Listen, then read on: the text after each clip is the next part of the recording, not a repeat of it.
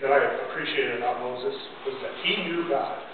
You could tell by the look on his face. Many people know about God, but Moses really knew God personally. He seemed to have a sense of confidence about it. Whenever he got discouraged, when we faced an enemy or an obstacle, Moses would always point us back to God.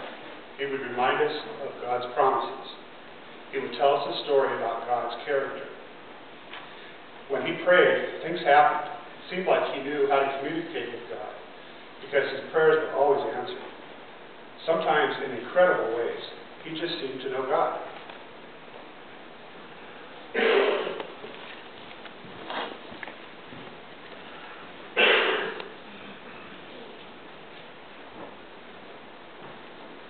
Our friend Moses was a great guy and all, and he had a faith that seemed deeper and more solid than many of us. That doesn't mean he was perfect. He had that hair-trigger temper, and when he lost it, man, he really lost it. There was this time he got ticked off at his brother Aaron. Moses went up to Mount Sinai for a really long time. We thought he was never coming back. So we talked to Aaron into making an idol so that we could see God too. When Moses got wind of it and came back, man, was he angry. If looks could kill. He smashed the tablets he was carrying, destroyed the idols, and even made us drink the powdered idol mix with water. Ew. I can see now that when he got angry, it was because he wanted the best for us. He wanted us to know God like he did.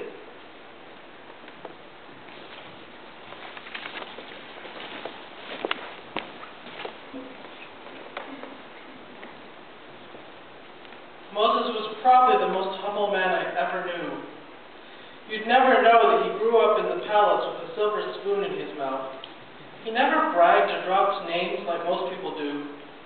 When his other relatives criticized him and wanted positions of greater authority, he never demanded his own rights. He never threw his weight around.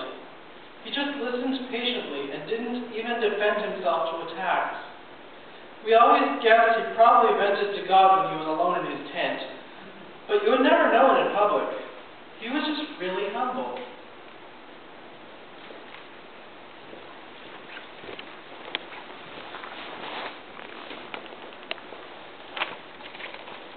Through his years in the palace, his years as a shepherd and his years of leading Israel in the desert, Moses discovered that God always kept his promises, that God was ever faithful. And while Moses may not have written the hymn, "Great is thy faithfulness," I think that he would certainly echo the sentiments written in that hymn.